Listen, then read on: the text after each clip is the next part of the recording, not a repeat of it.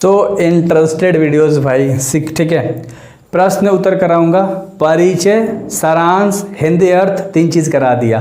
तब आज प्रश्न उत्तर करा रहा हूं और कल ऑब्जेक्टिव। तो भाई बेहतर तरीके से सारी चीज़ें करो ना यार।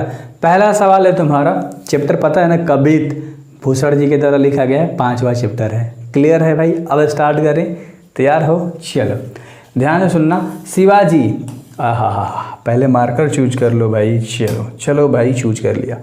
शिवाजी की तुलना भूषण ने किन किन से की है, यानी शिवाजी के जो शौर्य की गाथा है ना, किन किन को लेकर किया गया है, तुलना किया गया है।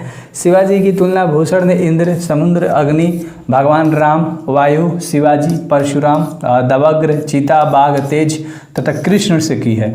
यानी शिवाजी जितने बलशाली थे कि इन सारे लोग से तुलना करके लेखक यानी जो भूषण जी है उन्होंने बताया है शिवाजी के बारे में। तो उम्मीद करता हूं कि अच्छे से आपको समझ में आ गया होगा। बेसिक सी बातें हैं यार, और बेसिक सी बातें हम लोग बेसिक तरीके से बेसिक ढंग से कर लेते हैं। अगला सवाल है, शिवाजी की तुलना भूषण ने मृगराज से क्यों की है? तो ध्यान से देखना, यानी मृगराज से क्यों कर दी है। तो शिवाजी की तुलना भूषण ने मृगराज से इसलिए की है क्योंकि पशुओं के राजा शेर का पूरे जंगल में राज्य होता है, तथा सभी पक्षी एक दहाड़ से कांपने लगते हैं और बहुत ही बलशाली होता है। ऐसे ही शिवाजी भी शेर की भांति बलशाली और पराक्रमी थे। ठीक है, आई होप आपको समझ में आ गया होगा। शेर का राज्य पूरे जंगल पे होता है, खौफ होता है भाई, उसी तरह से शिवाजी भी थे, है ना। इनका भी खौफ सारे लोगों पे था। तो उम्मीद करता हूँ अच्छे से आपको ये समझ आया होगा। सब्सक्राइब करो ना यार, तुम सब किए हो सब्सक्राइब, अपने दोस्तों को बताते हो, बताओ ना यार। जलन कहाँ है का दोस्त ही है आपका, है ना। नंबर आपसे ज़्यादा नहीं लगेगा, हम है ना। चलो बताओ उसे। छत्रसाल की तलवार है, वर्णन कीजिए। यानी छत्रसाल की तलवार जो है कैसी है उसके बारे में बताना है।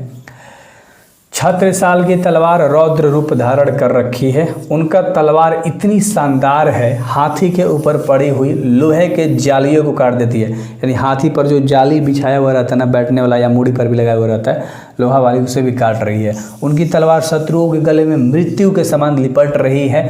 शत्रुओं के सिरों को माला यानी शिवाजी अर्पित कर रहे हैं। यानी शत्रु जितने भी है ना, सबके मूड़ी को काट काट कर माला बना दे रहे हैं भाई, इस तरह से। ठीक है, और अगला सवाल है जो 4 नंबर का सवाल है, और ध्यान से देखिएगा।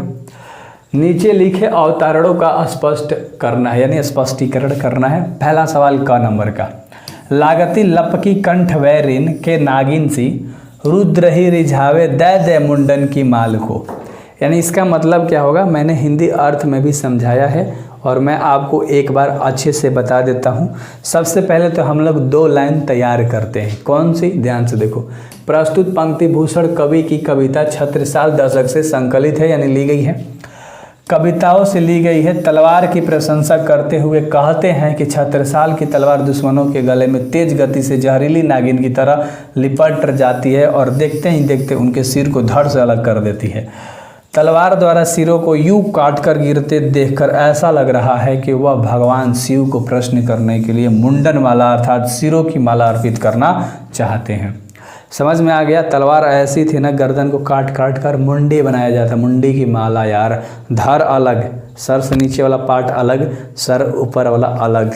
और मानो कि भाई ऐसे चल रहा है ना, शिव भगवान को प्रश्न करने के लिए मुड़ी की माला अर्पित करी जा रही है। और इसी में ख नंबर का है, ये भी आपको समझ आएगा, आराम से बस सुनो। प्रतिभट कटक कटीले केते काटी काटी, कालिका सी किलकी कलेव देती काल को। यानी कि इसका मतलब क्या होगा। प्रस्तुत पंक्ति भूषण कवि की कविता छत्रसाल दशक से ली गई है। कवि कहते हैं कि छत्रसाल की तरह शत्रुओं को काट कर, है ना, और कालिका अर्थात काली देवी को सुबह का नाश्ता प्रदान कर रही है, यानी कि नाश्ता दे रही है मुड़ी को काट काट कर। वह मृत्यु के देवी को प्रश्न करने के लिए शत्रुओं का कलेजा प्रदान कर रही है और छत्रसाल की तलवार शत्रु को योद्धा के अनेक समूहों को काट रही है। भाई सोचो, तलवार ऐसे अथाना भाई, कहना ही नहीं है। और अगला सवाल है तुम्हारा 5 नंबर का। देखो, आज तक मैंने एक भी वीडियो लंबा नहीं बनाया, है ना, आपका टाइम कभी स्पेंड नहीं किया भाई। भूषण रीतिकाल की किस धारा के कवि हैं और इस काल के कवियों को कैसे विशिष्ट हैं, यानी कैसे अलग थे आजकल के कवि के मुकाबले। भूषण एक रीतिबद्ध आचार्य कवि थे, किंतु अलंकार निरूपण करते समय उनका आचार्य रूप बहुत सफल नहीं हो सका। उनका काव्य रूप ही ज़्यादा सफल रहा। रीतिकाल में श्रृंगार रस की प्रधानता थी, प्रायः सभी कवि श्रृंगार रस की कविता लिखते थे। कवि भूषण ने इन सब से हटकर वीर रस को प्रमुखता दी है, यानी सब चीज़ से हटकर कवि जो भूषण जी थे उन्होंने वीर रस को यह प्रमुखता दी है, यानी कि प्रथम स्थान दिया है, महान माना है वीर रस को, याद रख लेना तो, है ना। और जो लास्ट क्वेश्चन आंसर है मेरे भाई, आपके अनुसार दोनों छंदों में अधिक कौन है और क्यों है? तो ध्यान से देखना, मेरे अनुसार दोनों छंदों में अधिक प्रभावी पहला कवि है, क्योंकि इनमें शिवाजी के बल, साहस और पराक्रम का वर्णन बड़ा ही सुंदर रूप में किया गया है। वैसे भी चेतनवाड़ी के बल, साहस और पराक्रम का बखान ही अच्छा लगता है, और वहीं तलवार की महिमा कुछ, है ना, खटकती है। तो सिर्फ बखान पहला में 2 स्टेप में था, पहला और दूसरा, तो दूसरा में नहीं, पहला में कुछ अच्छी अच्छी बातें करी गई हैं, वीरता की बातें करी गई हैं, और उसके ऊपर था। उम्मीद करता हूँ आपको अच्छे से पसंद आया होगा मेरे भाई, मेरे प्यारे साथी लोग। तो अच्छे से करो, मचा देना है, बिल्कुल भी फाड़ देना है एग्ज़ाम को। So best of luck.